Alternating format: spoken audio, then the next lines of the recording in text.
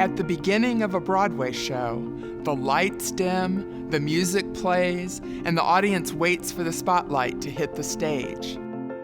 When the main actor appears, the story begins. So it is with leadership. When you become a leader, the people wait for you to step into the spotlight on center stage.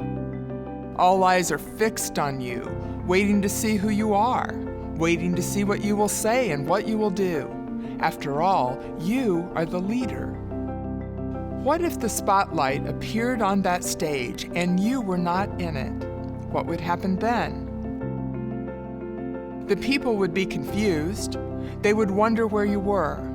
They would think that you didn't understand your role until they realized that you are a different kind of leader. You're not seeking the spotlight. In fact, you've walked off the stage to find the light crew. You will shift the focus of the spotlight to the people you've been asked to lead. You will lead the people to daring destinations far beyond their imagination. You will focus intensely on serving them well along the journey. You will help them discover meaning in their work and principles in their actions. You will dare to serve.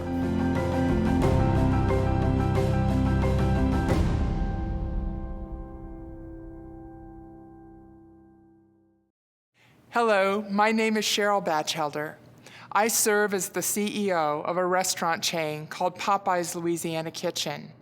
I am married more than 30 years to a wonderful husband, Chris, and we are the parents of 3 adult daughters.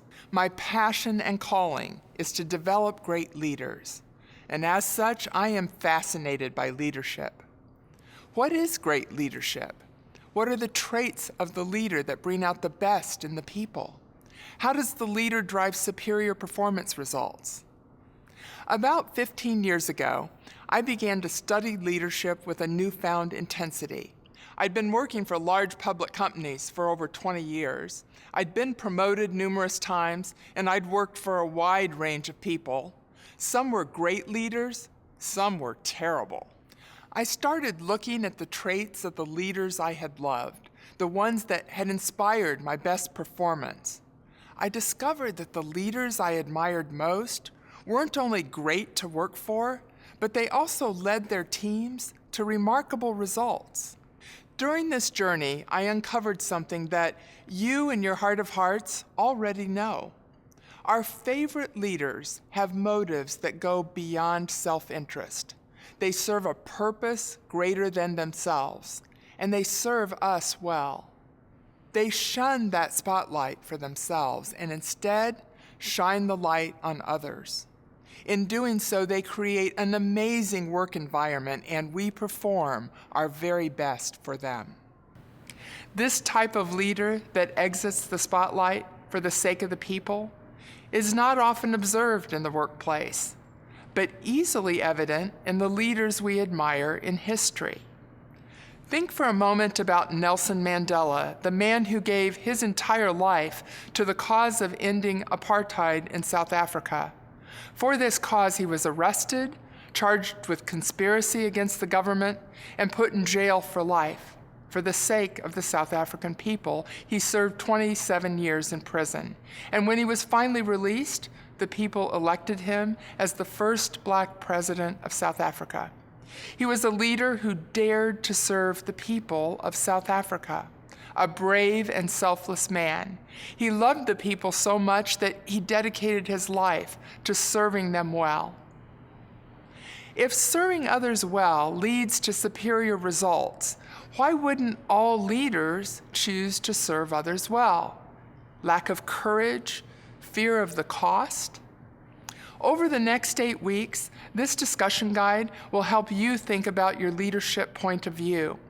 We will discuss the ideas and principles in the book Dare to Serve, discussing leadership stories and sharing your own experiences. I hope that through this conversation, you will gain a richer understanding of how Dare to Serve leadership can help you access the best performance of your team. Just what is this notion of Dare to Serve leadership?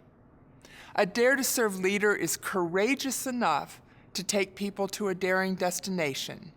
yet humble enough to selflessly serve others on the journey. This dynamic tension between daring and serving creates the conditions for people to deliver superior performance.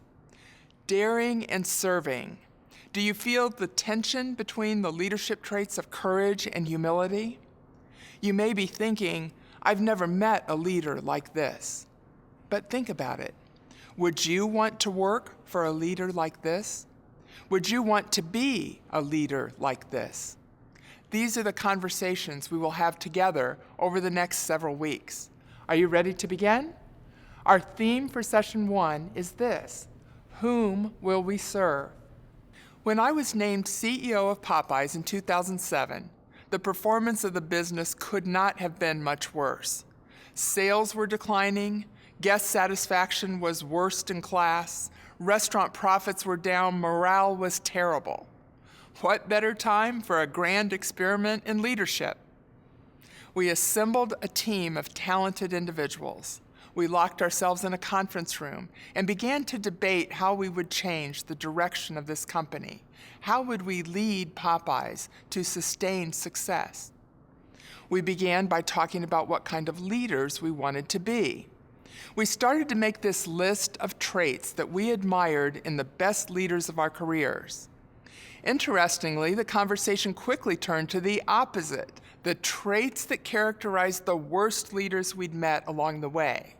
On our flip chart, we listed words like self-absorbed, arrogant, and condescending. And before we knew it, we were telling stories to one another about the difficult people we had worked for. It became a "can you top this" contest. It was a turning point in our leadership of Popeyes. Our first decision as a team. We did not want to lead like them. We started talking about our favorite leadership philosophies, and one person mentioned a book that had been influential in his life, titled Leadership is an Art by Max De Pree.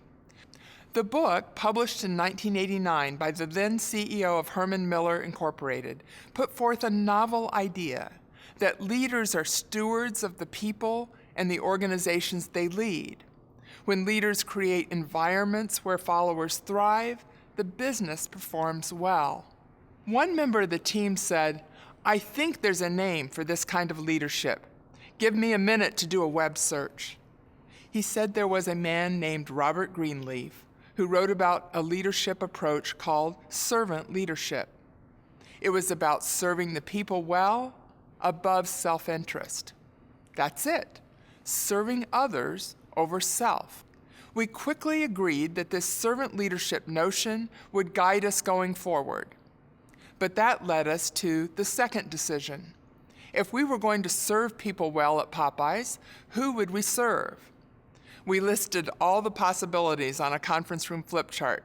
The guest, the team members, the franchise owners, the board of directors, the shareholders, the regulators, the accountants. Have we missed anybody? Someone said, "Don't we have to serve all of those people?" It is true, we have many choices of people to serve. They are all important. Would we serve them equally, or would we pick one as our primary focus? At Popeyes, we chose to serve the franchise owners well as our first priority. Why? Because our franchise owners put everything on the line, risking far more than the rest of us. They borrow money and invest it in building Popeyes restaurants, hiring and training restaurant crews, building relationships with the communities and the guests we serve. Without franchisees, we do not have a global restaurant chain. If they are not well served, we cannot serve our guests famous Louisiana recipes. We decided that very day that we would resolve to focus on making our franchisees wildly successful. If we served them well, everyone else would be well served. But then there was one more decision we made. We decided to actually love the people we lead. Now there's a novel idea. Could we love the Popeyes franchisees? As my children were growing up, like most parents, I had a favorite saying to inspire them. It was, "Your attitude is your altitude." They still grimace when I say it, but the message is etched in their minds. Decide how you will approach this day, and in fact, it will determine your day. I have come to understand that the same is true in leadership. Your attitude is your altitude. When we began this journey at Popeyes, the people on our team needed an attitude adjustment. Why? They did not love the people we lead. Instead, our franchise owners were viewed as a giant pain in the neck.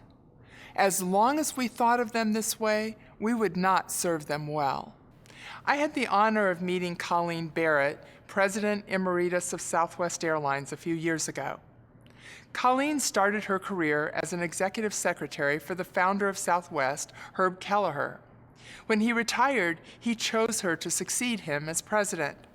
When asked why, he said, "Because she knows how to love people to success." What a tribute to her legacy as a leader. The essential mindset for turning around your organization's performance, your attitude. You must love the people you lead. Now it's your turn to talk. Today in your discussions, you will explore this idea of dare to serve leadership and consider these questions. Do you want to be a leader who serves? Have you decided who you serve? And do you love the people you lead? Let's begin.